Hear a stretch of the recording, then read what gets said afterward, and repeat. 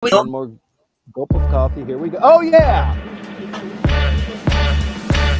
Woo!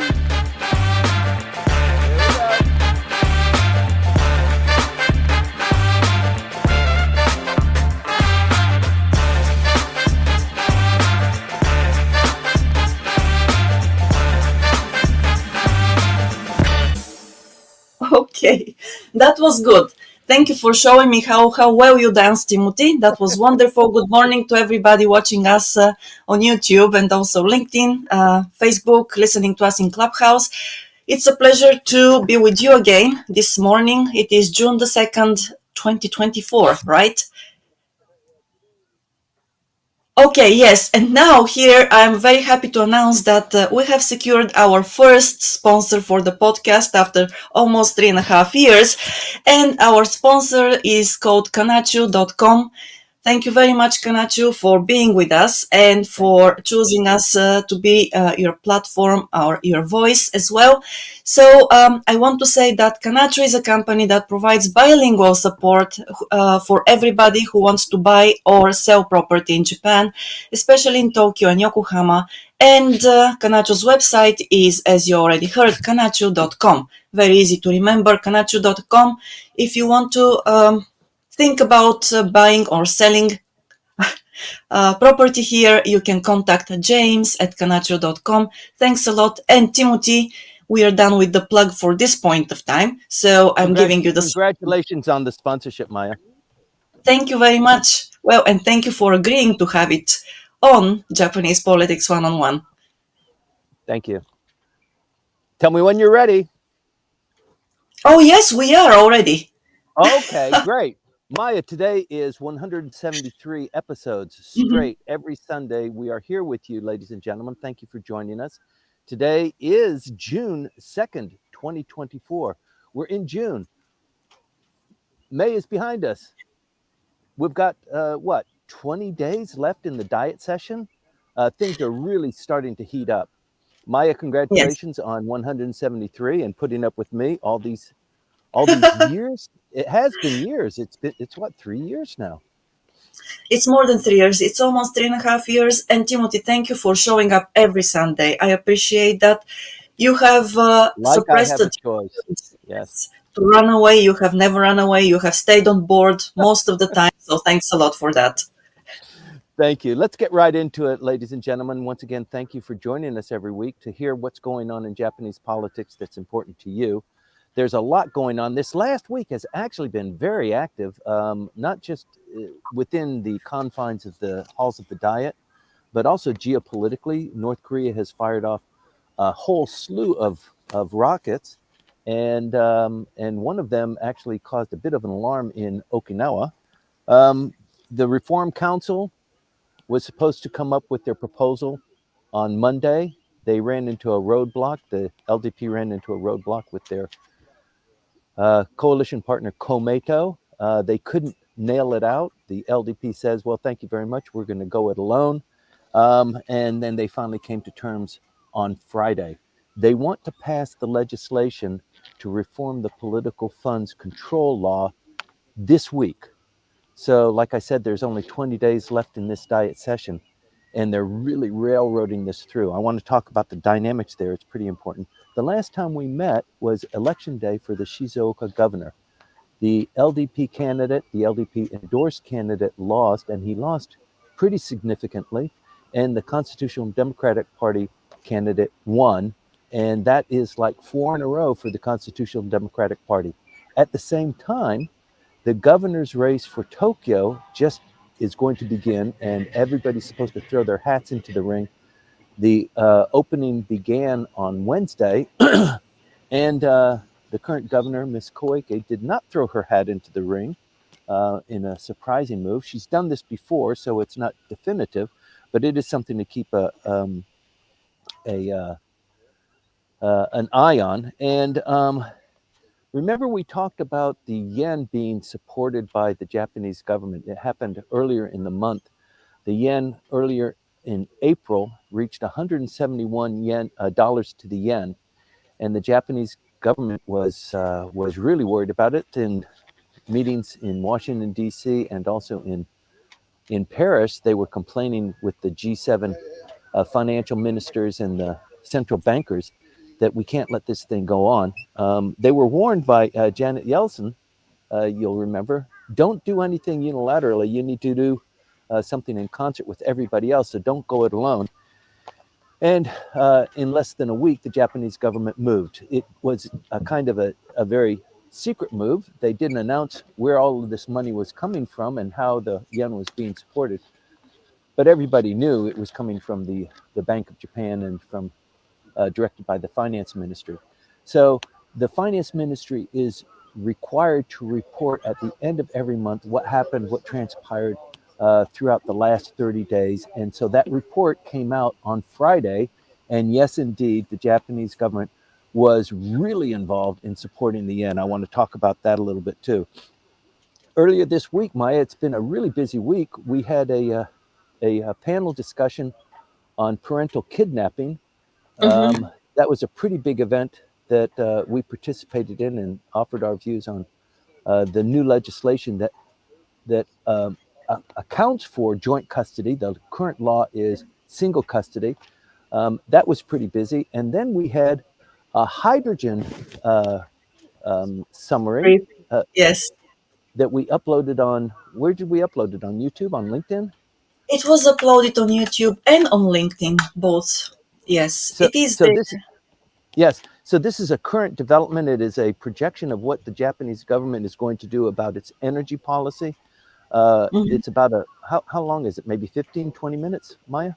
It is about 19 minutes, yes. Okay. So we just uploaded that on Wednesday or Thursday, actually live streamed on Thursday. Not quite live streamed, but it's up and available, and it tells you about where Japan is going in terms of energy security. It's a very big deal, and that's why we took the time to tell you about it, but something that should be of interest to a lot of people. So let's get right into the beef of today's briefing. Like I said, the Shizuoka governor's race ended this time last week. It went to the Constitutional and Democratic Party candidate Yasutomo Suzuki, who won by a 5-point lead. That's 77,000 more votes than the contender. This sent shockwaves throughout the LDP. They knew that this is kind of a do or die election. It's not national politics, it's regional, it's a governor's race. It implicates the LDP in some ways, but in the current environment, with the LDP really suffering very low numbers in terms of voter appreciation, and the current prime minister suffering, probably he's maybe at a 18% approval rating right now. That was the last numbers that came out. We expect new poll numbers this time next week. But for the LDP to come up shorthanded 4 times in a row, it's a pretty big deal. And the fact that the LDP member or the LDP endorsed candidate lost so big is a pretty much a signature move that the LDP needs to be on the defensive about. 60% of the people who were LDP members, who typically vote for LDP, voted for the Constitutional Democratic Party backed candidate. So they're kind of with the LDP. The fight that's going on currently with the Prime Minister negotiating with his coalition partner Komeito about the reform bill. It's just a fist fight. Maya, can you turn your mic off, please? I can hear you Oh, nailing yes, nailing your definitely. cat to the desk. Poor cat. Um, so the LDP is, it doesn't want to suffer another blow. Many people inside the government, inside the LDP, have said this is the end for Mr. Kishida or for the LDP. They're just not making the numbers count. People are dissatisfied with them. This this legislation that they are considering to reform the campaign law, the LDP wants everything to be pretty much the same, and to those areas that they can't negotiate on, or the Komeito is being too strict on, they're giving concessions. There was a cat and mouse game that was played last week. You might have followed that.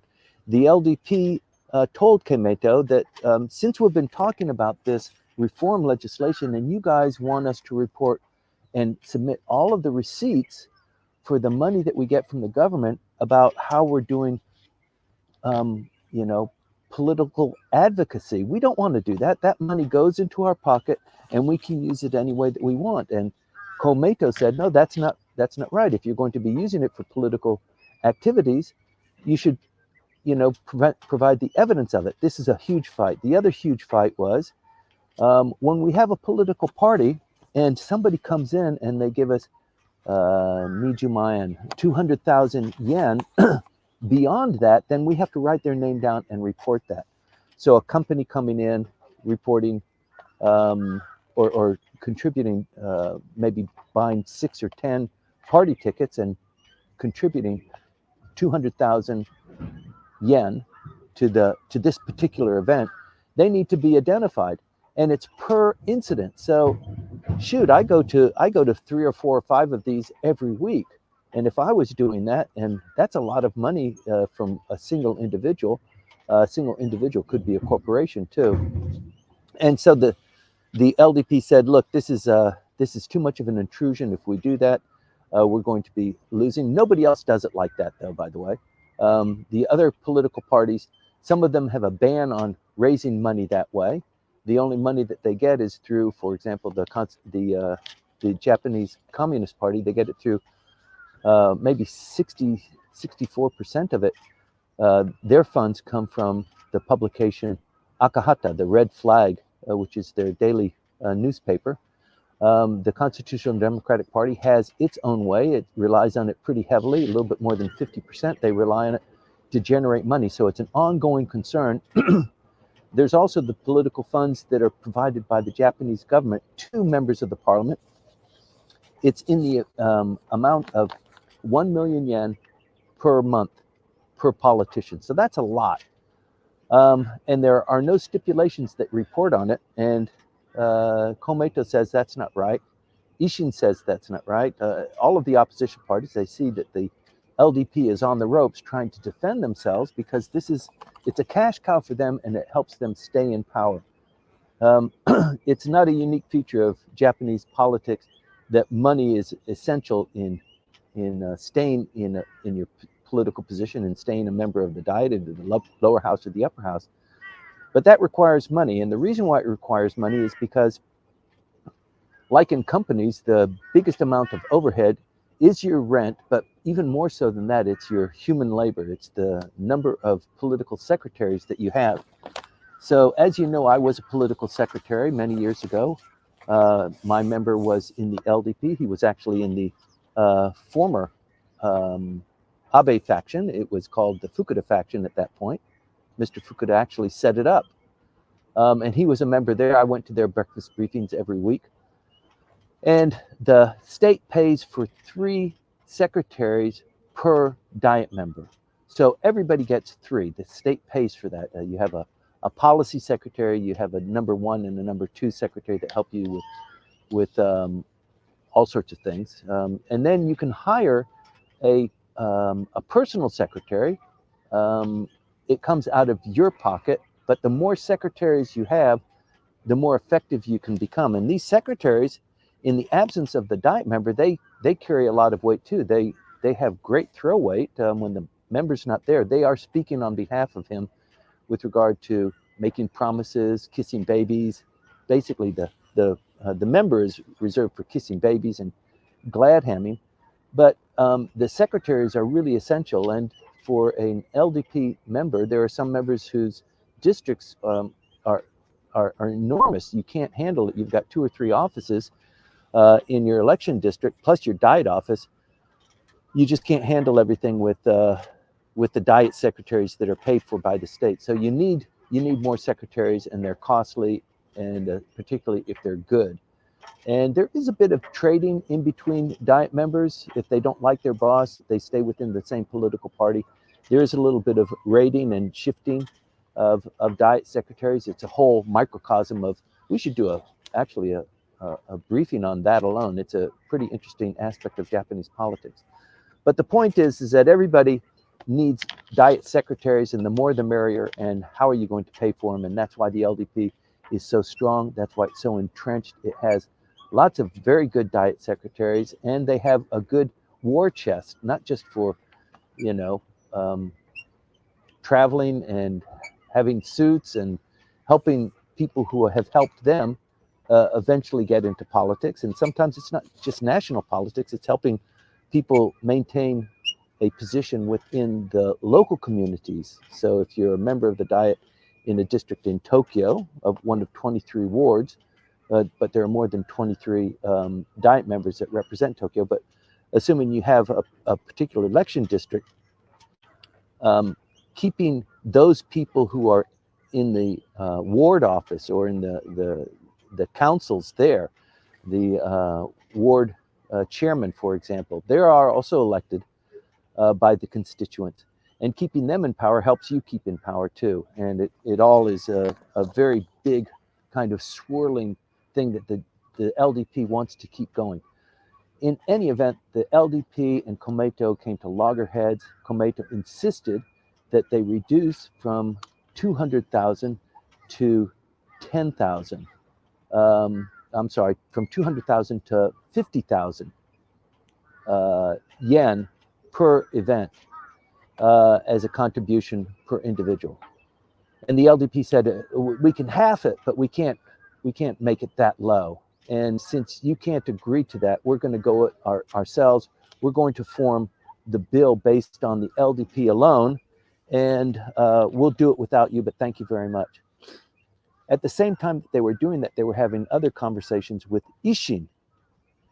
And Ishin, in the absence of having Komeito, the LDP can probably push through a reform bill through the Diet, but it'll only go through the lower house. To go through the upper house, it needs its coalition partner, Komeito. So the reason why they're being a little bit bold here in passing this legislation, and they wanted to pass it on Monday, tomorrow. We're just still digesting the conversations now. They want to pass this into legislation tomorrow, requiring a vote of the upper house and the lower house. Both of them give a 50% or more vote for this legislation, it becomes law. The law has been revised. So Komeito was thinking, they're going to go it alone. We're going to be out in the cold. This fragile relationship that we have with the LDP, particularly under the Kishida administration, it doesn't look very good. And now they're talking with Ishin.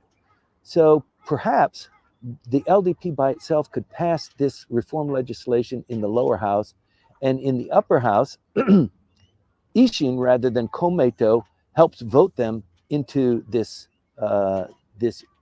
reform legislation, and we're out in the cold. So let's get back on track. So they did that this week. And the prime minister pulled another fast one. This prime minister is unique, and he's unusual in that he does some things on his own without talking to his closest lieutenants, the deputy prime minister, Taro Aso, for example.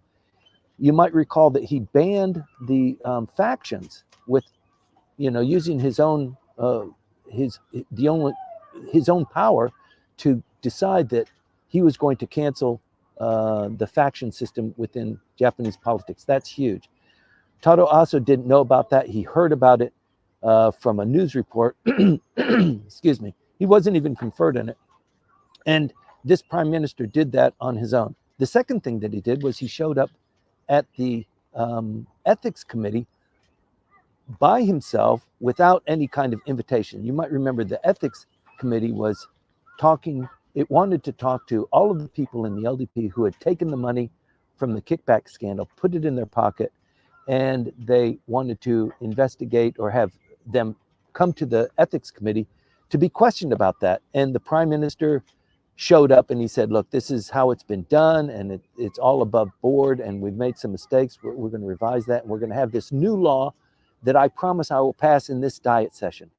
So that's part of the fire drill that we're going through now. That since the prime minister said it, he needs to make it happen. The reform legislation, though, is difficult because if they can't pass it in the upper house with Komeito voting, the LDP is going to lose even more credibility if they offer this into law and it fails. So in typical fashion, if you know it's not going to pass, you don't even offer it. But the prime minister said he was going to have this legislation passed this time. So his name is on the line. What happened on Friday was that the LDP, Komeito, and Ishin were in a discussion. So now Ishin is in on it.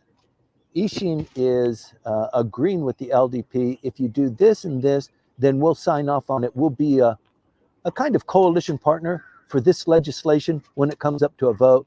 We'll vote with you in the lower house. We'll vote with you in the upper house. And this week, as you need it to be done, Mr. Prime Minister, it will become law and you can wave the flag and say, see, aren't we great? And what the Prime Minister did this time was there was a bar that was set at Jumayan, 100,000. They kind of made that negotiation. Also on the submission of receipts, there were some concessions that were given there. Komeito said, absolutely, you should have receipts. Ishin stepped up and said, well, it's kind of difficult. If we can get you to come down from 200,000 per event down to 10,000, we've made a little bit of progress, but also there's backroom horse trading going on here. Ishin is going to be receiving something as a consequence of supporting the LDP in their time of need.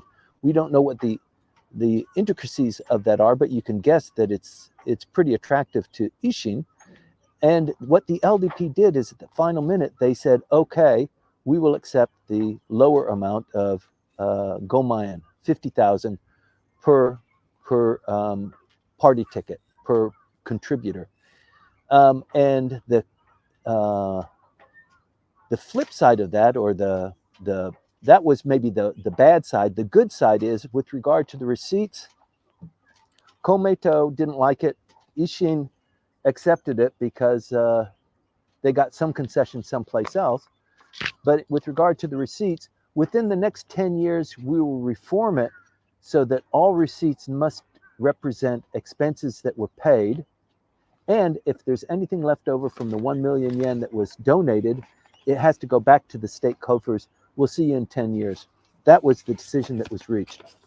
And this was done even after the LDP internally had decided, stick to 100,000. We've got them. They've basically agreed. The prime minister got some more concessions, and he said 50,000 is fine. Let's go with that. So that reform legislation angered a lot of people. They've complained to the prime minister, and they've said, we want some meetings on this on Monday rather than you putting up for a vote. And that was accepted by the prime minister. So this week, you will see legislation that is being promoted. It might go up for a vote. If it doesn't go up for a vote this week, it will go up for a vote next week. We've only got 3 more weeks before this diet session ends. So hold on to your hats. There's a lot going on there. Moving on to the Tokyo governor's race, Renho, who is a very prominent politician in the upper house with the Constitutional and Democratic Party, 4 times she's succeeded herself. That's a 6-year term. That's 6, 12, 18, 24. She's been in the Diet for 24 years in the upper house. She was pretty prominent when the LDP fell out of power and the Democrats came into power. That was for a very brief 3-year period, you'll remember, during the time that we had the triple disaster, and then the LDP came back. The LDP was the prime minister before they got kicked out was Taro Aso, and when they came back, it was Shintaro Abe. So during that period of time, and then from that point forward, it had been the Abe administration. But Renho has thrown her hat into the ring. She announced it on Monday. She didn't need to announce it on Monday. Monday is not the deadline, but she had a press conference. She announced it. She had a white suit on, lots of smiles. She's attractive. She's 57 years old, 56 years old. Comparatively to the current governor, there is an appealing personality in Renho. She's younger, she's thin, she's prominent in the Constitutional Democratic Party, and the governor's race is essentially a popularity contest. In light of that, the governor, whether she throws her hat into the ring or not, everybody expects her to. This would be her third term. It's a 4-year term. The last time she ran for governor, she waited until 6 days before the cutoff. So I think it's probably a tactic to get people talking about it and comparing her to Renho like we just did, and speculating if she's going to come in, is she not going to come in, keeping her profile up in public discourse. I think that's probably part of the tactic here. But it looks like it would probably be a race between her and Renho, those two individuals. There are 20 other candidates in this race. It's huge. A lot of people throw their hat into the ring just because it's great publicity. It doesn't cost that much to run as a candidate. You do get some funds, and you get promotional time on the television and the radio to talk about what your policies are. You have your poster put up. So June 20th is the start of the campaign, and then the campaign ends on election day, Sunday, July 7th. So we've got a little bit of time before that happens. But on June 20th, then the boards go up in all the neighborhoods, and you'll have the pictures of all of the candidates there. If you've never seen this before, that's what that does. They put them up in all of the neighborhoods so that the people who are voting know who the various individuals are. We'll get into that a little bit more as we approach that. But the appearance of Renho as a candidate is a pretty big deal. The absence of Ms. Koike is a startling thing so far, but I think it'll be a tough race between the two of them. With Ms. Koike, she's not really an LDP endorsed person, but she's the closest thing to the LDP that is running. Renho is with the Constitutional Democratic Party, and you've got to imagine they won the 3 by-elections. They got Shizuoka governors. They want Tokyo governor next. They are on a roll. They're going to continue this. Mr. Baba has been in negotiations with the Prime Minister on this Political Reform Act. A lot is going on. The Constitutional Democratic Party wants to insert themselves. Ishin doesn't want them to. So there's a lot of speculation about who is getting what in terms of these concessions that are being granted. But it's at a pretty feverish rate. So we can expect a lot to go on there. The Ministry of Finance, as I said, has to report every month what they did in the previous month. It came out now about this intervention to support the yen. As we said earlier, in early April, the yen was at $171 to the yen. It's currently at about 157. And the way that they got from that point to this point was the Japanese government came in and they purchased lots of yen to support the value of the yen. You'll remember that in 2022, the Japanese government did the same thing, kind of in the middle of the night over a several-day period. They injected 9.1 trillion yen into the market. Boom, like that. And it affected the yen. The yen strengthened as a consequence of that. The intervention just 2 weeks ago was greater than that. It was 9.8 trillion yen the Japanese government injected into the system to bring the yen from $160 to the yen to 157. That's a pretty big deal, and it has stayed there pretty much, vacillating a little bit. But that's what it costs the Japanese government to do that. So it has impacted trade flows. It has impacted trade and investment, and it's encouraged other things to happen in Japan that maybe are related, maybe they're unrelated.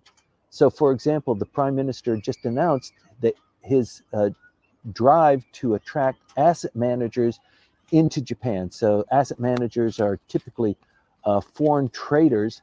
He wants, it's kind of the story that we've heard over and over again. Ms. Koike saying the same thing. I want Japan to be a hub of foreigners to come into Japan. They're leaving Hong Kong.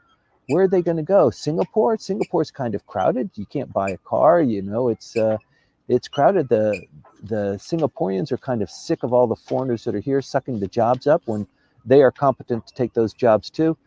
Japan is somewhat attractive, but you've got this language issue, and there's this kind of sentiment that you're not really that welcome. Thank you for bringing the money and that sort of thing, but it's a difficult nut to crack. The Japanese government has now said through the Prime Minister that we want to have Tokyo, Sapporo, Fukuoka, let me see, where else? Osaka, these four cities to be magnet centers and actually economic zones. So they get tax advantages for the asset managers to come into these cities, set up shop to do their trade. So it's a very, very big deal. And it's going to have spillover effects because when you've got that many foreigners coming in, they bring their dog, they bring their kids, they bring the whole kit and caboodle. And so the infrastructure within these cities needs to accommodate that. Otherwise, people are going to continue to go to Singapore, where their infrastructure is well developed and the language of the nation is English. So it's a lot easier there. So a big deal for these four countries. The policy implications will be discussed, I think, on Tuesday or Wednesday from the Prime Minister's office. So there's more news that's coming out of there. The Trilateral Summit between China, Japan, and South Korea, we didn't announce it, we talked about it on Sunday. The Prime Minister was in Seoul on Sunday night. He had a press conference, and then the Trilateral was on Monday and Tuesday. A pretty big deal. Having a discussion is better than not having a discussion. They started this Trilateral in 1999. There's been 8 of them. The last time they met as a trilateral was in 2019, so it's been quite a while. And it's been hampered because of China's threatening posture with regard to Taiwan, and also this rift that just continues to exist between South Korea and Japan, which has been repaired under the Biden administration, putting a lot of effort into that with President Yoon and Mr. Kishida. So there's been some movement forward, and I think for the 9 areas of discussion that they identified before the trilateral began, human exchanges, search and rescue in terms of disaster, IT, AI, these kinds of things that are not really that controversial. They didn't talk about military, that sort of thing that really triggers. They didn't talk about China cutting off all the foodstuffs coming from Japan, almost completely cutting off the fish stocks coming from Japan, Hokkaido, and other places that have been unaffected by the nuclear water that is, or the treated water that is being slowly dumped into the Pacific Ocean.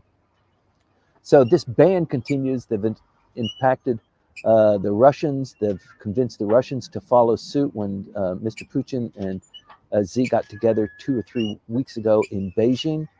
It was probably 2 weeks ago. It wasn't that far away. So the Russians now have jumped on that bandwagon as well. But the trilateral seems to have gone off very smoothly, and things happen as a consequence. Almost immediately after that, the Prime Minister in Tokyo met with the head of the Chinese Communist Party's head of international in Tokyo. Discussions there. You might remember before COVID, the premier of the Chinese party was supposed to come to Japan. It was a big deal. Xi was going to come to Tokyo with a huge delegation on a state visit. It was canceled, and nothing's happened there. But you would think that this is probably one of those things that you can talk about without riling feathers, although having Xi visit Japan on a state visit is going to rile feathers in any event, but it's a big deal. Like they said, having a meeting is better than not having a meeting in the current environment.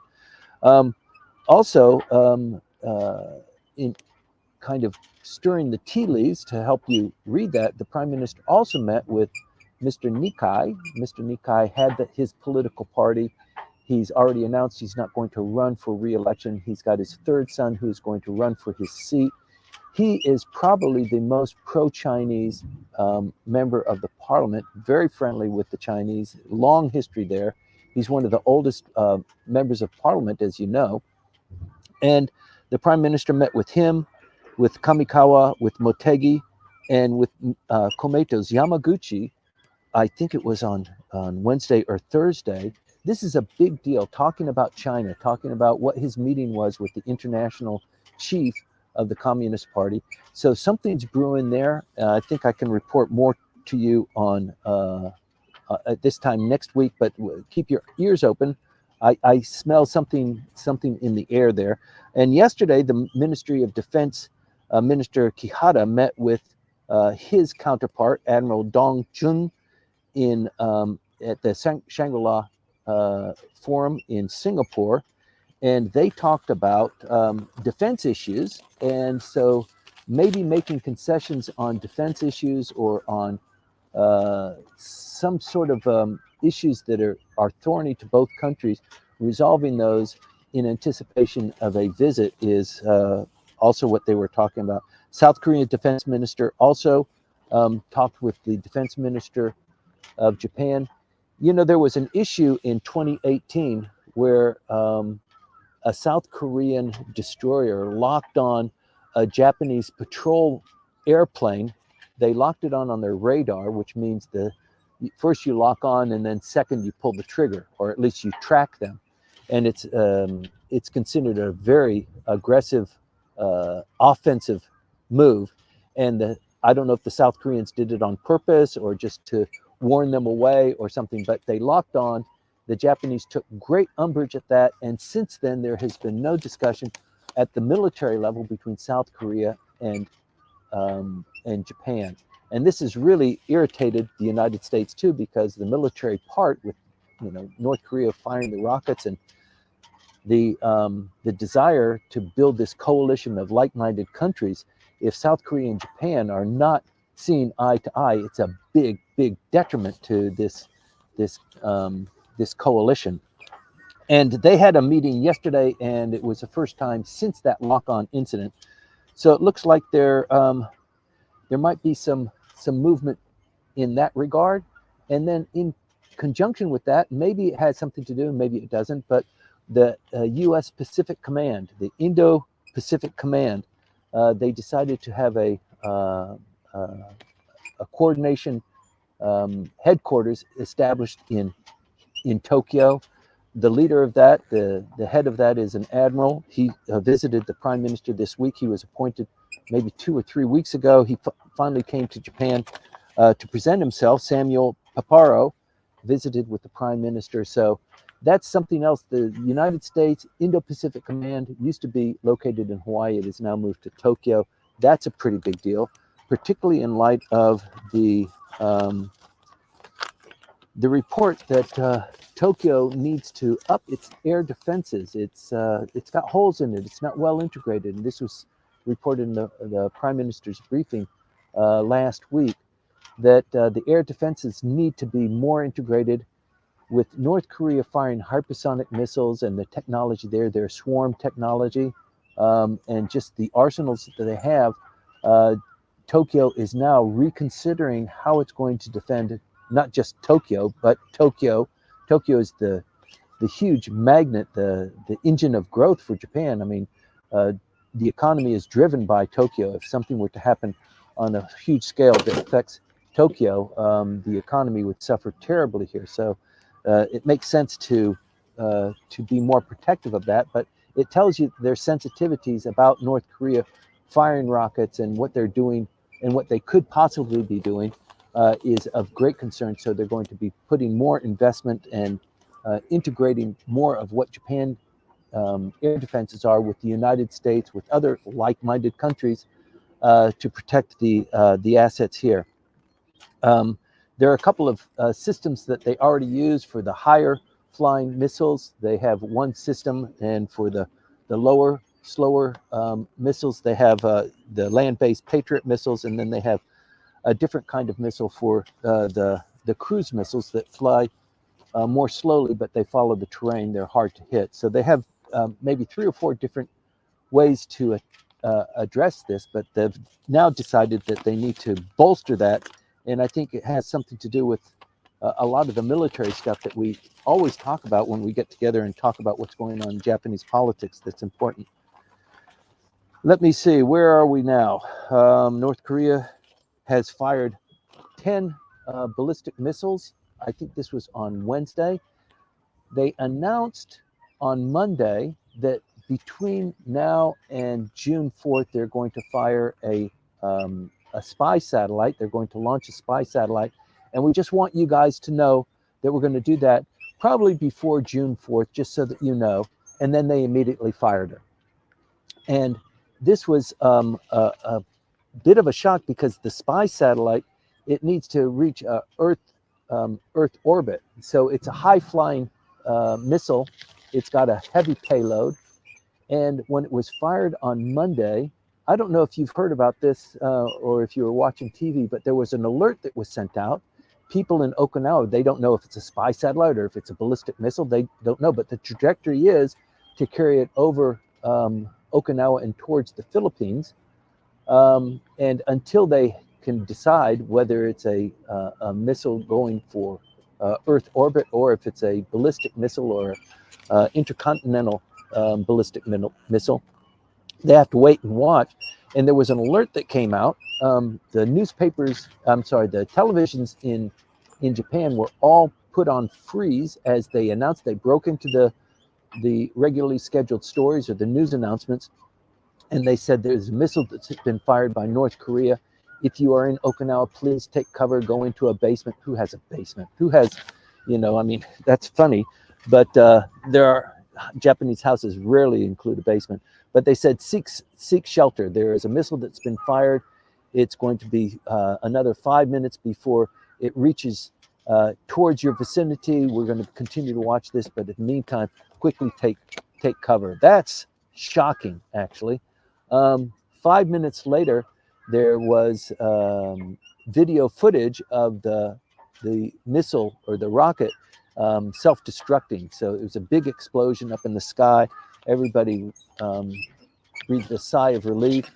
And then 2 days later, it's important to note that this missile went when they were having the Trilateral, China, South Korea, and Japan in Seoul.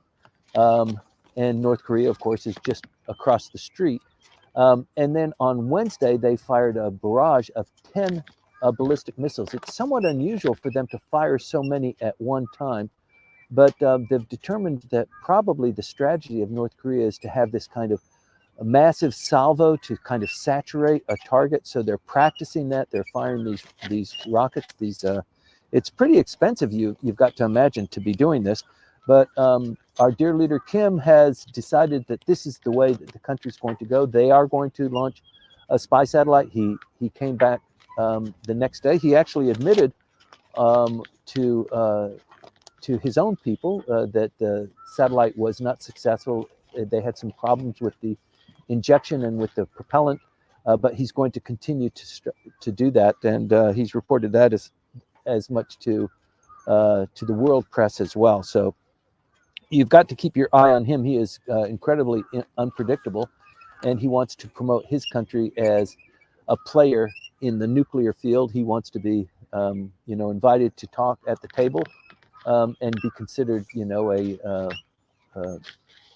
an even power in the world distribution of, nuclear weapons. So that's what he's working on. We haven't had a nuclear test, though, for quite a while. So that's the next thing on the horizon. But he is increasing his missile technology. They want to have a spy satellite so that they have eyes in the sky. So it just continues to get more and more tense there. Let me see, where are we now? We are going, Maya, I'm almost finished. Oh, the other thing that came up on Wednesday is 260 balloons were launched from North Korea with the prevailing winds carrying them to South Korea. 260 balloons. When they landed, they burst open. They were full of trash and feces and just junk. And it's just kind of a snub to South Korea. And in fact, it used to be that North Korea and South Korea, they considered themselves brothers, and they were dedicated to unifying peacefully their brotherhood together. And I think this has changed, and actually our dear leader has said, these are our enemies. They're no longer our brothers. There's been a complete switch in the rhetoric there, and this balloon payload of feces and just junk is one of their ways to say, we are on you, we detest you. This is what we think of you, and we're not going away, and we're going to defeat you. So this intimidating tactic, it's just one thing right after the other, something that we all should keep an eye on. We're going to keep an eye on it and report to you when it comes up. Maya, that's basically it for my briefing today. If we can go into the Q&A, that would be simply marvelous. Maya is playing with her cat. Or maybe she's smoking a cigarette, taking a break. There we go.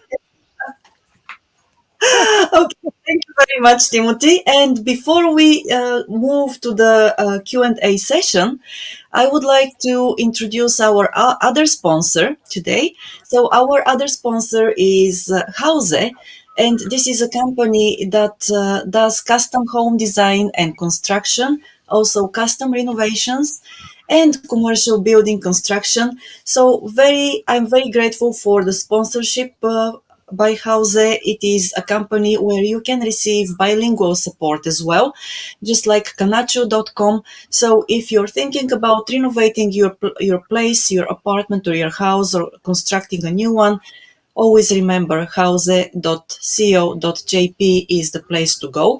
And now we are moving into the Q&A session for Maya, sure. I want to renovate our studio. Oh, that's wonderful. Then I'll contact Hannah. I'll let her know that you're very ready to do that. So, and we can move on into that direction, right? Great. Wonderful. Yes, sounds great. But if your studio is your boat, then maybe we'll have to ask them, to open a new department in the company. So, right. Okay. So, thanks a lot, Timothy. I'll start reading out the questions and comments that we have received so far. I want to Great. start with one which we received last week on YouTube, and it is from a person who is called Tommy Two Bats. So his question is related to Komeito. And Tommy writes, does Komeito's old link with religion make it vulnerable to be accused of having ties and obligations to special interest groups rather than the general society? Because we know that the Komeito is working towards, bettering the situation of the general public and so on. Right. The question is, does that old link to religion, make it vulnerable to accusations that it may actually be serving special interests of Yeah. certain groups? Great question. Tommy Two Bats? Yes. Okay. Welcome to the show, Tommy. Thanks for the question. Yes, well, Komeito is always open to that because it is a special interest group. It's a religious organization. It's the political arm of a religious organization. And the political arm has become a party. It's been going on for 40 years, this initiative to have their political arm represented in the Diet. Anybody can do that. It's not an area of criticism, but I mean, the Communist Party represents their special interests too. That's why you set up a political party, to get your constituency more benefits or more say within policy discussions. And Komeito has been very successful at that. Being a coalition partner with the ruling party is a pretty big deal, even though they have to hold their nose from time to time. So yes, they can be criticized. And I think probably the better question is not, everybody can be criticized. The LDP is criticized because they're about money and big business. They're big blue. They only go with the corporations and Keidan Ren and everybody else be damned. But with Komeito, it is a religious organization, and with the religions being kind of disfavored, or with the Unification Church kind of pulling pulling the tricks that they had about, tithing and, if you're going to be part of the Unification Church, you need to invest, or you need to give your whole. You need to, your family assets, your real estate, dedicate it to us, and we'll take care of you for the rest of your life. And we're about God and society, and you know going to heaven and helping your ancestors also get into heaven. So I think the more important, the more critical issue for Komeito is that the younger people are not going into Komeito. The young people are not following mom and dad or grandma and granddad and joining Komeito. The the number of Komeito is actually getting smaller, and so they need to change their tune, or they need to revise their main core, which is helping the downtrodden in society, which they do a great job at. And the added value that they give to the LDP is that the LDP is hard, it's corporate, it's give me money, and the Komeito addition to that softens it up. So the LDP can't do everything it wants to do. It needs to accommodate some of the issues promoted by Komeito in order to maintain that coalition. And I think they've played a good role in doing that. So yeah, it's something to watch. I hope that responds somewhat to your question. If you've got more to ask, write to Maya and ask her, either to come up on stage or to refine the question a bit. I hope that was helpful to you. Yes, thank you, Timothy. And yes, indeed, if you join us in the Clubhouse, you can come up on stage and ask your question directly. Or if you're just on YouTube or LinkedIn, write down your there, your questions. Oh, Timothy, please stay on board. Please. I'm trying to. Okay, good. Because I can see that the boat is actually shaking quite a lot, and that's kind of scary to watch. Okay, let's continue. So, and then I have a question actually to you about the Tokyo gubernatorial elections. But before that, I would like to read the question of Hiroko-san. So, Hiroko-san, thank you for the question there. And she writes, do you think PM Kishida wants Miss Koike to win in Tokyo gubernatorial election so that she will stay away from the national elections? What are your thoughts or comments on this? I think that's a great question. How come usually Hidoko is no, she doesn't usually come up on stage, does she? Anyway, Hidoko, you always ask great questions. Yes, the Prime Minister would like Ms. Koike to run for a number of reasons.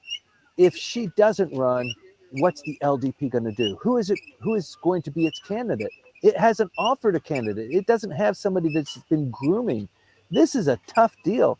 And it also explains one of the criticisms that Japanese politics has is that there are so many Nisei-gin or Sansei-gin. These are sons of members of parliament or grandsons of members of parliament who get into politics, or their father retires and they take over their seat.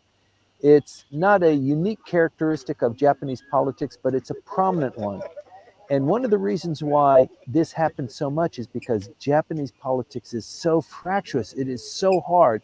And for you to run for political office, for example, as governor, and you've never done that, you've never had that opportunity to polish your voice or your delivery, or to be with large crowds of people and to move them, it's really, really difficult to do that. So if the LDP doesn't have somebody that they can put their name behind, yeah, they're in a little bit of trouble. They didn't support Koike's candidate in Tokyo 15, you'll remember. They could have. They didn't really support anybody. And as a consequence, the Constitutional Democratic Party candidate won. If the LDP had supported Koike, it might be a different game right now, and maybe the LDP wouldn't have lost all three, but they didn't do that for whatever reason. There's some tension between Koike and the LDP. It's a love-hate relationship. She used to belong to the LDP. She left the LDP. She went and she started her own party, a brand new party, which is a pretty big deal. She's a tough cookie. She is a good governor, and I think if she throws her hat in, I expect her to. She'll win. But for the LDP, if she doesn't run, who's going to be their candidate? And helping her win also helps the prime minister. And also, what you've said is, it keeps her out of national politics. I don't know if she's game for national politics. She's 71 years old. If she was going to go into national politics, it would be not to become just a regular member of the lower house and to join the LDP. She wants to be prime minister. And it's just, I think that would be a long, slow row to hoe.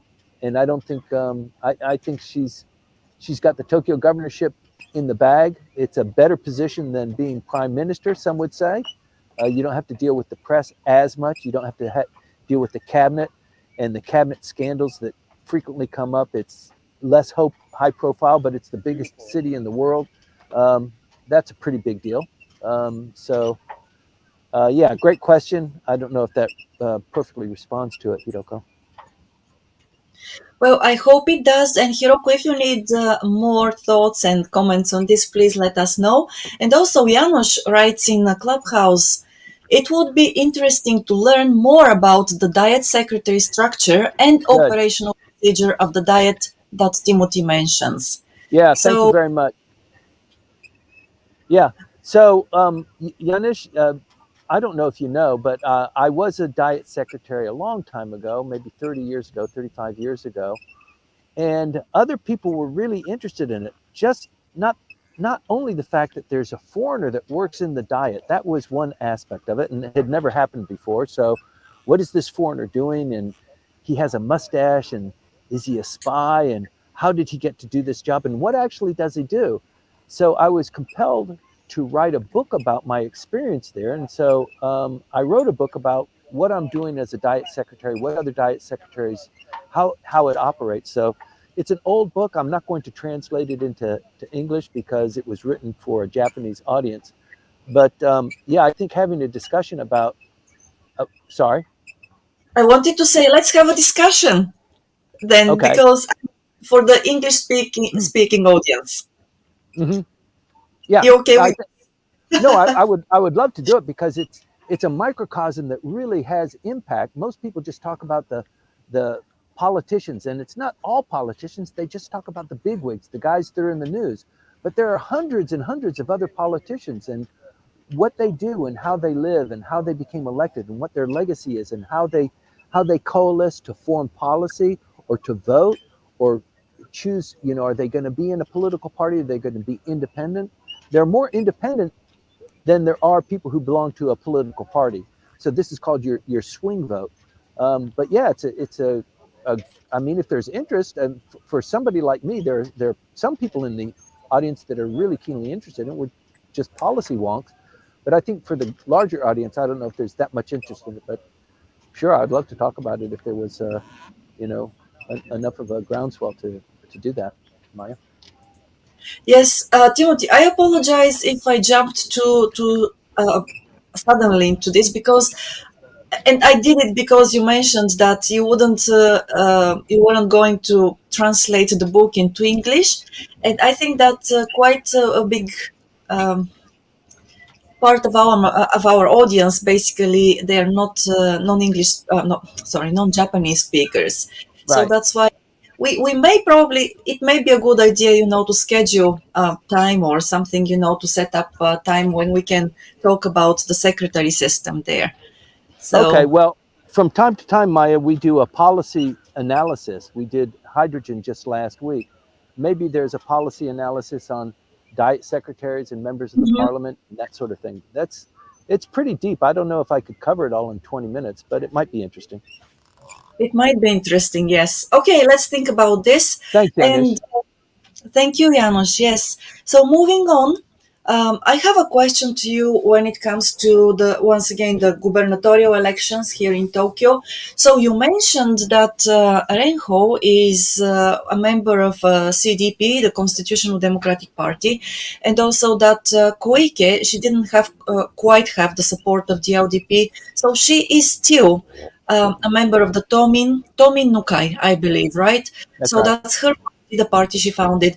And I wondered, so you mentioned that it is important for candidates to be backed by some of, well, the maybe the bigger parties, be them oppositional parties or, or what's that, the Yoto or Yato. Okay. Yes, Anyway, opposition so parties, right? yes, this is the background. So my question to you is a kind of long, but we know that Koike-san is probably not going to be backed by Jiminto, or she may be. But is it so important for her because she's the incumbent mayor, and she has been doing a lot of things for the population of Tokyo. I Yep. think that she receives a lot of appreciation by the citizens here, and her popularity is quite high. Yeah. So, do you think that her being backed by Jiminto or not is going to have any influence, on the results if she runs for governor again?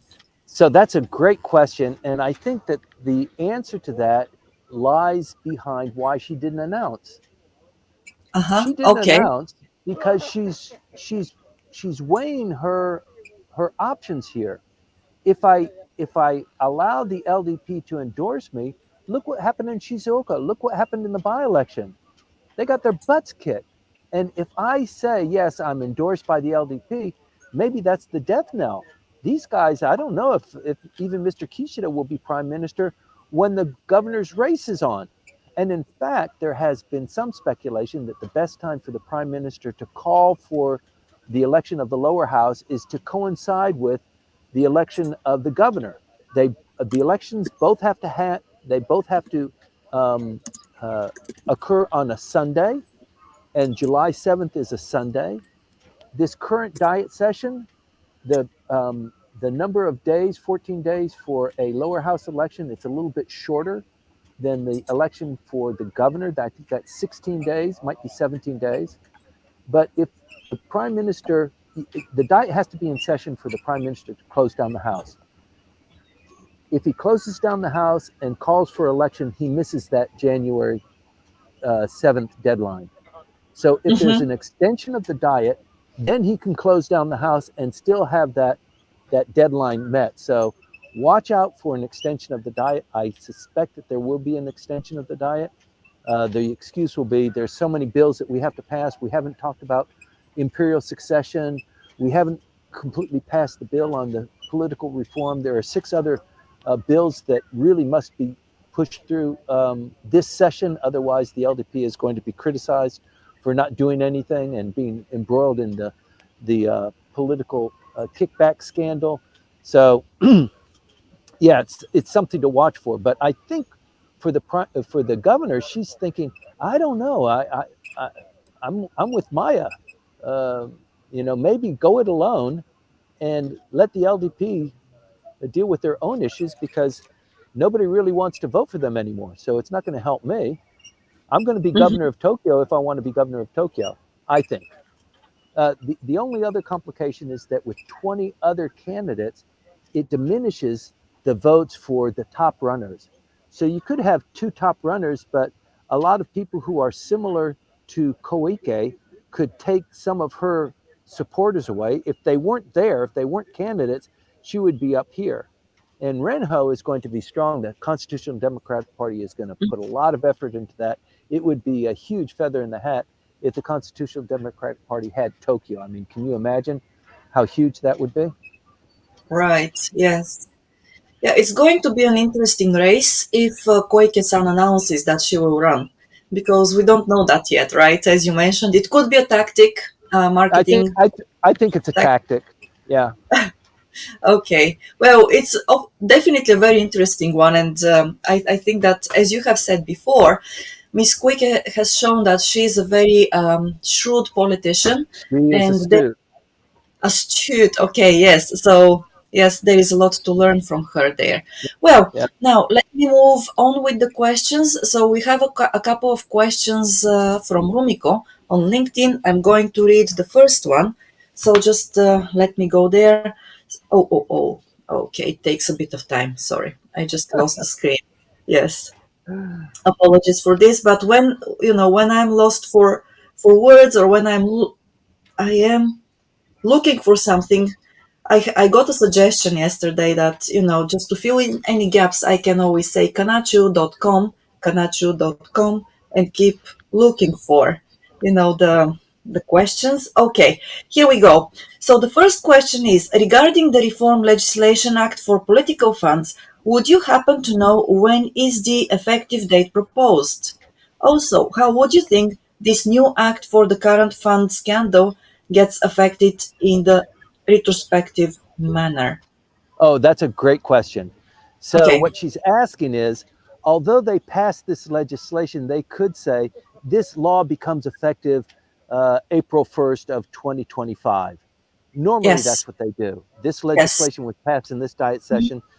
We're going to give the bureaucrats 8 months to kind of figure out what the policies and the regulations are going to be, and then it goes into effect. And throughout that period of time, we're going to be announcing or publishing for public consumption what these rules and regulations are.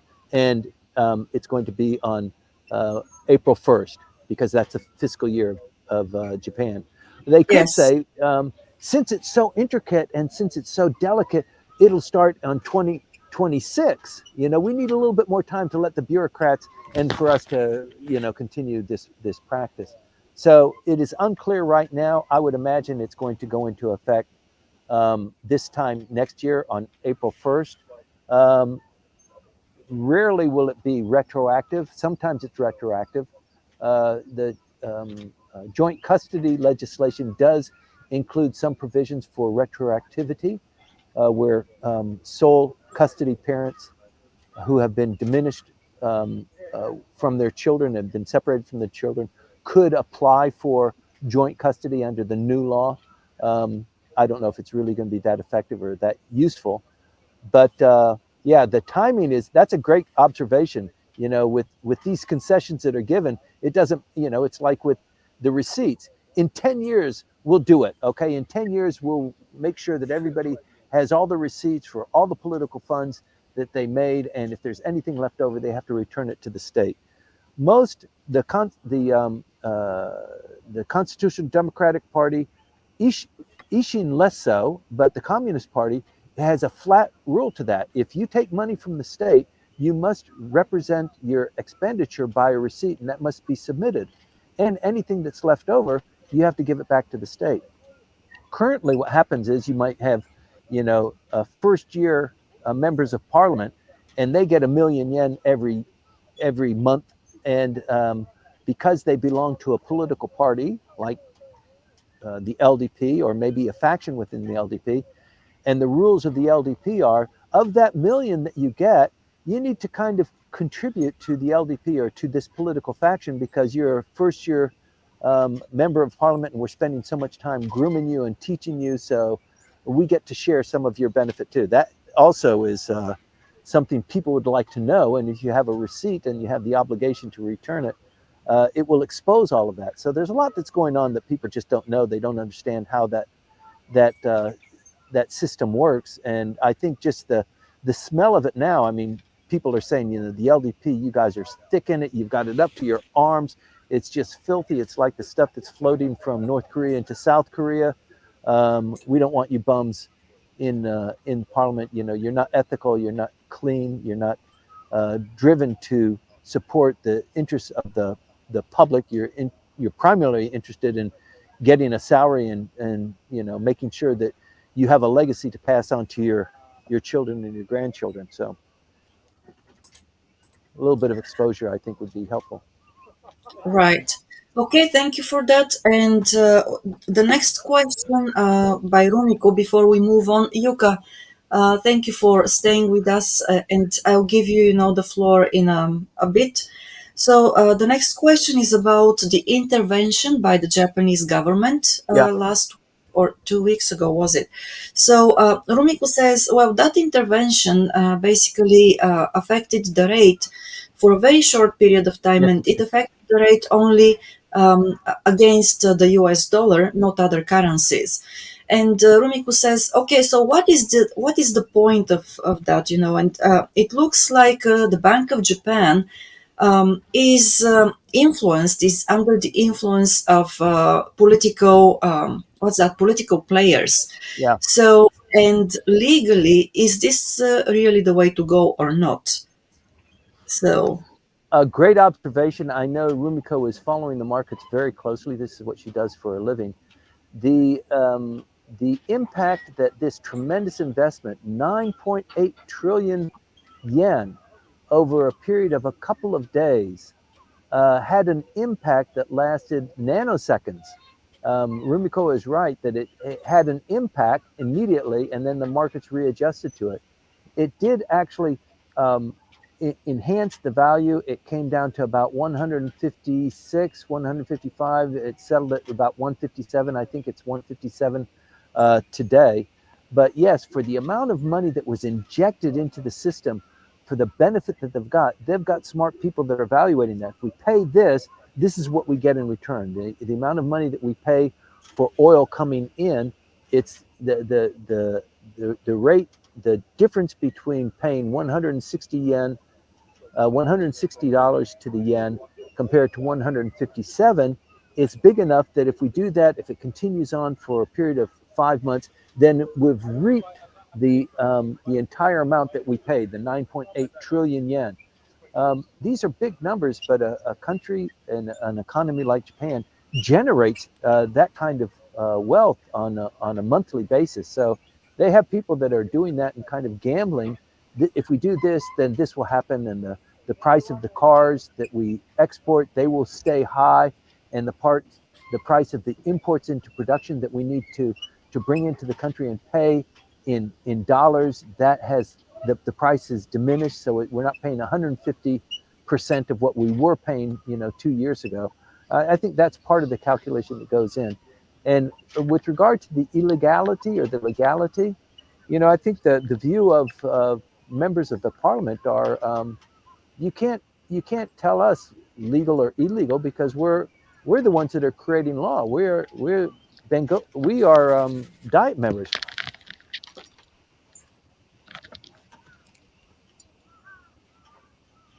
Sorry, getting a little excited here. We're members of the parliament. We create laws. So, who are you to tell us? Even if you're a Bengoshi, we're 10 steps higher than what a normal Bengoshi is. So you know where to put your complaint. So I think that's probably part of it. The greater good is we're supporting Japan's economy. And this kind of illegal stuff, it goes on behind closed doors within the parliament, within the prime minister's office, within the cabinet office, that sort of thing. So it's legal, illegal. It really doesn't carry as much weight as it does when it comes down to normal business routines and how society deals. Individuals deal with each other in normal society. It's a different kind of mix. Can I share my 2 cents? Yes, Yuka, go ahead. Don't shout. Can you hear me? What? Yes, I can. Okay, great. Because I don't want to break up, your eardrums again. I want you to keep your ears hearing. Thank you. Okay. Anyway, on a serious note, I think before my question, can I share my 2 cents about this? BOJ intervention, because BOJ is only the operator, and the decision has been made by MOF, Yeah. Ministry of Finance, right? So they're just, and the reason I think is I didn't come up with this theory. They said they have to do it, right? They know there's some people, they know it's not that effect is not going to last that long. However, if they don't, speculators going to push the yen much lower. That's at least said that that's okay. BOJ is not comfortable at 160 yen level. So at least so that it is just sort of prevention of speculation going wild. Yeah. Don't screw with us. We are committed. So that amount of huge investment that comes in, it shows a commitment. Don't test us. Don't be pushing the yen, 160, 161. This is our limit. Don't go beyond that. And if you do that, we'll do it again. We've done it before. We'll do it again. So get your act together too, They're because hoping though, they don't. They're hoping if they don't have to do it, they don't want to do it because it's just like you said, it's a boatload of money, Mm-hmm. yeah, and it's just. And then they know that the another side of story is BOJ has like a lot of ETFs sitting in their the bank account. So, but then some people are saying they are sort of keeping that, their unrealized gain before realizing gains. Mm-hmm. Worst case, they may have to sort of realize gains, which is going to have a negative impact on Nikkei. But sorry, this wasn't my question. okay, Okay. Yeah. You have to wait for the US to lower the interest rate. Otherwise, you're not going to have stronger yen. Right. But again, this wasn't my question. Sorry. No, that's okay. My question Go. totally, I'm sort of changing the gear again. About the Osaka Expo. Um, I know, like, you're thinking, huh? What? You're talking about them still? But anyway, so I've heard that, the Argentinian government just announced that they're not going to build their pavilion. Seems like they have their own financial issues. yeah. So my question is, I don't know, this is like how many countries have decided not to, come to the expo? So that will reduce the sort of the economic impact of this expo, right? Mm. So I'm going to ask this crazy question. Um, is it feasible to stop this now, or this Yeah. going to be a huge embarrassment? It's not possible to stop the expo. No, there's too much that's been gone into it. Um, but also to respond to your question, I don't know how many countries have decided not to participate. The countries that the all of the countries that were in the last expo are likely to participate in this expo. It's just that they're not going to purchase or build their own pavilions. So they expected 20 or 30 new pavilions to be built by individual countries to showcase how wonderful their technology is, or their fruit, or their automobiles, or whatever in this kind of an expo. So they're not doing that. So what the Japanese government did was they built a multi-purpose pavilion, maybe two of them, where countries can have different size booths, but they're not making their own pavilions. And these pavilions, one of the reasons why it's such a driver for economic development is because once the expo, the 6-month expo is finished, these pavilions are still there. This island, Yume no Shima, it's a land-made island. They want to drive companies and investment. They want this to be a fountain of innovation and that sort of thing. And just across the street is the casino that is being built there too. So, yeah, including this as an economic driver is critically important. They're not going to cancel it. It's maybe not going to be as splendid, but there is this thought that these expos, they just don't do what they were supposed to do. We're not getting the bang for the buck. People are also coming to the same conclusion with the Olympics. So the Olympics and the Expo, they're very different, but they're kind of similar in terms of international global events. And Toyota has decided to pull out the next Olympics. It's not going to be your gold sponsor. There are a couple of other companies who have said, we're sick of it. The amount of money that was squandered and lost in the Tokyo Olympics, and we got the same thing going on with Paris. We're not going to do this anymore. So there's maybe that sentiment is also growing, and it's a new age. It's an internet age now, and maybe it has lived its usefulness. I don't know. I think it might be a little bit too early.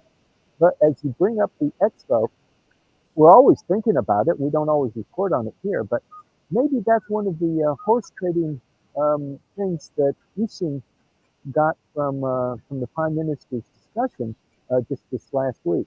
We need the expo to be a rocking success, and the Japanese central government is kind of being a little bit difficult with us. And it's not because they don't want the expo to be successful, they just don't want Ishin to be the beneficiary of that success. So let's not make it successful so Ishin isn't successful. And that's being guided by the Prime Minister's office. So there's a lot of horse trading there, and I think for Ishin, anything that we can do to enhance the expo, it's going to have long-term benefits for us. So if you have to hold your nose and hold hands with the LDP, go ahead and do it. It's a good gamble for us to do that. So I think there's probably a lot of that going on as well. So the Okay, jury, thank you. yeah, the established the Sorry, because seatbelt before on. I Go ahead. have a very question. Sorry, yes or no question. You have said that it's a location. Am I echoing? Location where the expo is going to happen. You said the casino location is going to be there as well, meaning the casino has been decided. Yeah, they're building the casino there. They won the grant there. Oh, okay. I thought they. Okay, I didn't realize that was finalized. Okay, Yeah, thank you. yeah. Okay. All right, thank you. Thank you. Okay. Oh, Yeah. before we finish, I'd like to make a one comment. Okay, Maya, thank you. Yes. Before, okay. Yes. Go ahead. No. I don't want to keep Rumiko-san before. Oh, all She's right. going to I see disagree what what you I mean. said. Okay. Yes. Okay. So before that, Timothy, thank you. Your voice sounds a little bit more quieter now. Oh, Like a muffle, yeah, sound like a muffle. Yes. yes. How's that? Much better. There we go. Okay. Good. Okay. So thank you very much for this, and to everybody who is listening to us in Clubhouse. This happens because I'm streaming into 4 different platforms. I mean, the quiet, the soft sound there, and of course, this podcast is also streamed on LinkedIn and YouTube. So if you have difficulty hearing everything in Clubhouse, you can move to the other platforms as well. You're welcome to do that. So, Christopher, well, I'm sorry for this. Okay, Rumiko, I have to apologize to you. Maybe I misread your second question. If I did, please let me know, and please share your comments on this. You're on mute at the moment.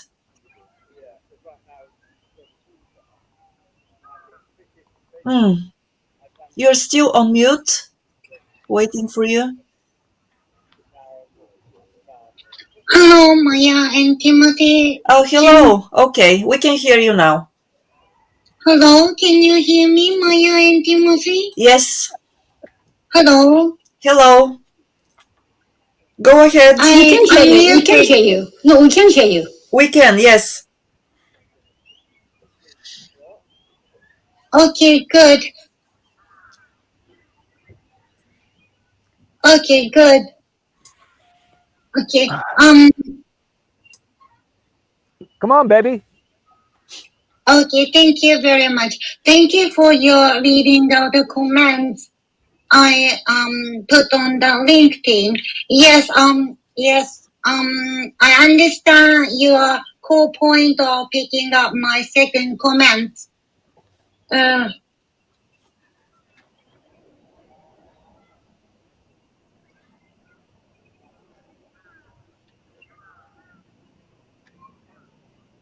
Where'd you go?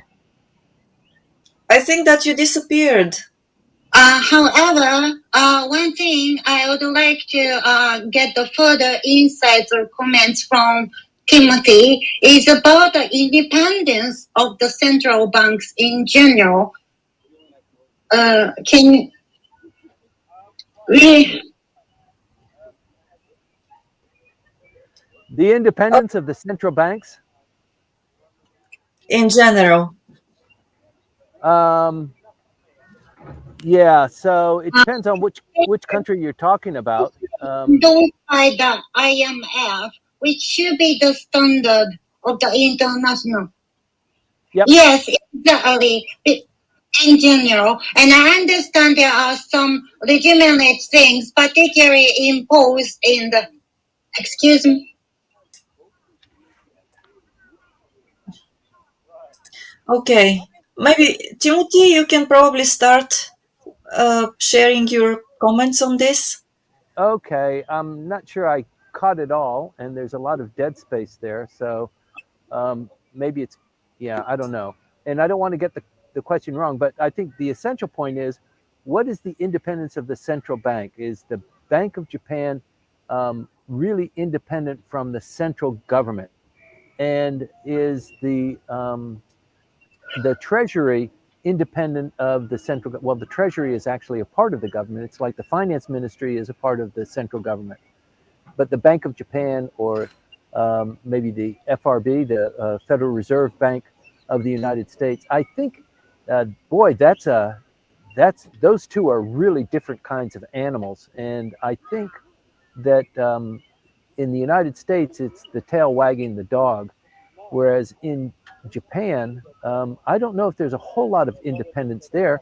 The Bank of Japan governor is appointed by the prime minister, so he owes his position to the prime minister. So he can go off and do his own thing and not kowtow to the person who put him there in the first place. But the prime minister can always change the bank of governor if he wants to, before his term gets over, or he can extend his term if he likes what he's been doing. And most people in that position would like to continue being in that position. So I think, given those kind of dynamics, personality dynamics, it's hard to say that it's truly independent. And I think what you're saying is it should be independent. It should be completely independent of what the central government is. It should be one of the legs of the stool, the three-legged stool, so that it supports the economy and it supports society and it follows the law and it's not influenced overly by political considerations. But yeah, I hope that is somewhat responsive. Yes, I hope so too. And again, as long as the governor of the central bank is appointed by the by the party in power, by the prime minister, I think that right there Thank we you have. very much, Yes, Timothy. you're And welcome. Yes, Rumiko, can you hear us? I think she just said thank you. Okay, good. So anyway, right there we have a conflict of interest per se, but okay. So that's something that probably we cannot solve here. Not probably, we cannot solve here. yes, I We can can, just but talk, I think my comments are a little slow as in delayed. And one more thing, yes, and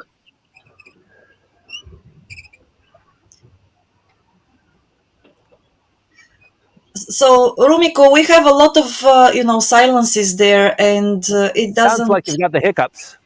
Yes, the hiccups. sorry to comment further with the delay of the, I don't know, frequency or the delivery.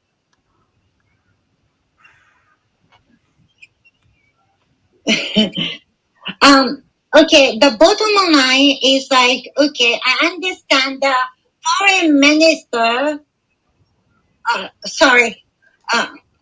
Ministry of Finance of Japan may have an ordering right under the regimental system. However, the outcome conducted by the order done by the BOJ may not be fully responsible or taken as because we can't just simply expect a certain outcomes as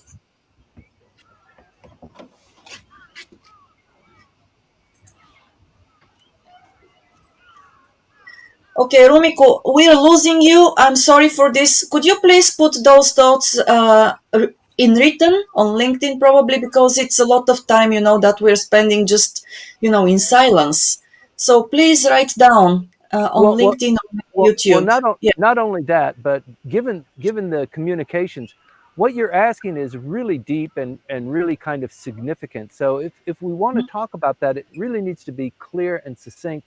And I'm not quite getting it. And so maybe let's deal with it a different way, but not this way, because I'm just teetering on my boat, wondering what's the next word that you're going to say. So it's probably not an efficient way to do it. That's pun intended. Okay. Yeah. Yes. Okay. Well, and then okay. So, Yuka, you mentioned that you wanted Yeah, actually, to. my last, yeah. So, yeah, about, like, I was so impressed with you, Timothy, because last week you talked about Tokyo on fire. Mhm. Yeah. And this week we find out that you have written a book about what?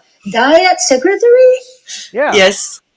No, actually, I am very impressed. And, maybe you are a man of many talents, more so than I had, realized. But anyway, so if your book is in a digital format, maybe, you can just let AI translate. Not perfect, not That even it, perfect, that great. But that's a it could, great. That's Go ahead. yeah, no, that's a great idea, right? Okay, okay. I'm cheap, so, I don't charge you much. But anyway, okay. Okay. When I wrote the book, I didn't write it like this. It was quite a while ago. I wrote it like this. Yeah, it was Okay, I written cannot in. see you, but okay. Oh, that you know how they chiseled all the letters in stone back, when the civilization appeared for the first time on Oh, Earth. okay. So Uh, it was just the dinosaurs. the Oh, dinosaurs. So Yes.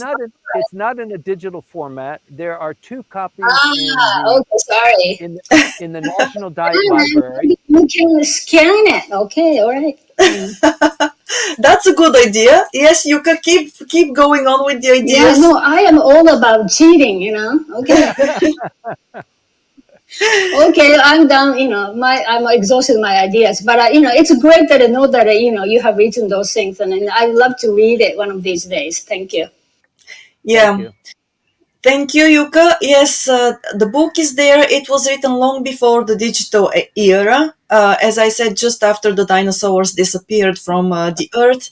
So, probably, the only way to do that is to read it in paper format at this point of time. Who knows? We may, find it at some point, digitalized. Who knows that? But yes, Yuka, just like your talent in financial analysis is there, out there as well. So I wanted to do a plug for you as well. For everybody who is interested in investing into the Japanese market and looking for hidden gems here, I invite you to follow Yuka on LinkedIn and also read her financial analysis of different firms, so that you gain insight there. And Yuka also has a website, a blog, which you can find if you connect with her on LinkedIn. Yuka, thank you very much for agreeing to share those insights with us as well. Oh, thank you, man. Yes. Okay. So, I got more than I bargained for. Thank you. oh yes. Also, be careful what you wish for. So, Yuka, yes, have you finished with your questions for today? Yes, I have. Yeah, Great. actually, I have many questions, but I have to, keep it for the next week. Yes, keep the balance. Okay, thanks for doing Yes. that. We appreciate that too. So, Timothy, it looks like we have finished with the questions and comments for today. Thank you very much indeed for being there again and for dancing in the beginning. Other people couldn't see you, but I enjoyed watching you dance. And also, I enjoyed also seeing you balance on board of your boat Yes. because, yeah, thanks a lot for being able to do that, because we didn't lose you throughout. I mean, you were there all the time. And with that, this is the end of today's podcast. Thank you very much. That's a beautiful view. Good. Yes, good. If you're not on YouTube, please feel free to share it with us there. No, to see it there, to move to YouTube and see the background of Timothy at the moment. And where is that, Timothy? Where are you at the moment? Ah, I lost you. Okay, we cannot hear you. That's too bad. Okay, that's too bad, really. But okay, great. With this, I want once again to say thank you to our sponsors. They are kanachu.com and houze.co.jp. I'm going to share the contact details of the company with you here at the moment, so that you can see how you can contact them, who you can contact there, Once again, Kanacho.com provides bilingual support for people who want to buy and sell property in Tokyo and Kanagawa, also in other parts of Japan, and also Houze.inc. So you can see the contact details there as well. You can contact Hanako for bilingual support as well for reconstruction and also construction and reform. Please feel free to reach out and contact them on LinkedIn and also directly via email. So this is all from us. We wish you a happy Sunday and a bright new week. Please be with us again next Wednesday morning at 8 o'clock when we have the next podcast, this time with Jessica Kenneth Cork about bicultural life and work. And of course, on June the 9th, when Timothy once again will be reporting for us about the latest in Japanese politics. Well, that's all for the moment. If you have questions, feel free to reach out, share them with us even during the week so that we can answer them later. Thanks. See you.